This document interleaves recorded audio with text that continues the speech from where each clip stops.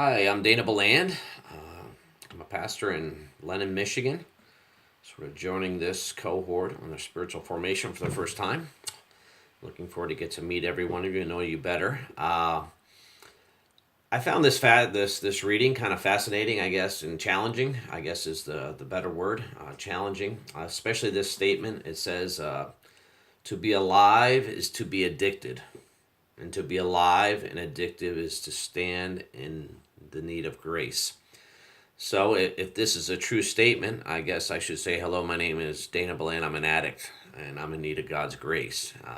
And as I went on to explain it, that this to be addicted to someone or something, it takes us away from God's love and also loving others as we should, which is the basis of the law and all Jesus has come to do. And so we it robs us of that relationship. And it's just an interesting sort of idea, and it's something that's new. Though I've never thought of it that way. You always think of the chemical dependence or various pornography or whatever the main things that are going. You don't think of it in the. I guess it's a much broader spectrum to look at this idea of addiction and how it works in our life.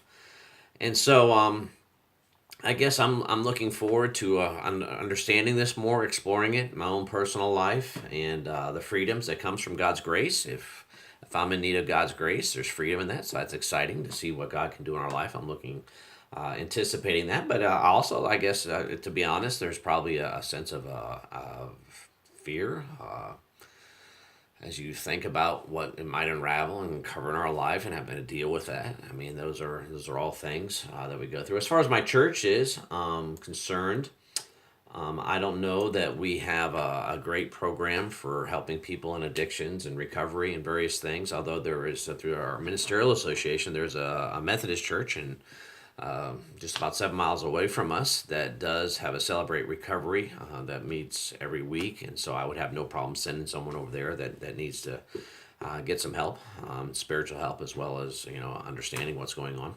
As far as knowing somebody that's recovered from an addiction or something, I would consider myself an alcoholic. I was a binge drinker for many years.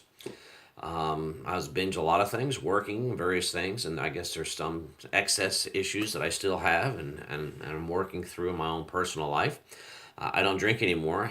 Probably, if I would though, have a beer or whatever, and sometimes well, I probably wouldn't stop. I'd go till I was drunk. That's just who I was, and if there's a fear I have of that thing. So, anyways, that's me. As far as other people, some things that I find very interesting in this whole addiction thing and recovery and the redemption process of God is how He works sometimes. I know, for instance, of a man who gave a testimony how he was a real hard, big drinker, and he was drunk at an altar and got saved, and God sobered him up right there at the altar immediately, just delivered him from him. Yet he had he tried to quit smoking as he came into the reign of Christ. He felt he had to quit smoking, and he said he struggled for 3 4 years trying to quit smoking. So why does God deliver him from one thing yet he struggles with other? And I guess it's just a component of the relationship there, which is interesting thoughts as you go through it. So I'm looking forward to journeying with this class, with this, and I hope to get to meet every one of you a little bit more than I have previously. And looking forward to a great semester with you as we discover about this. God bless, and look to see you down the road.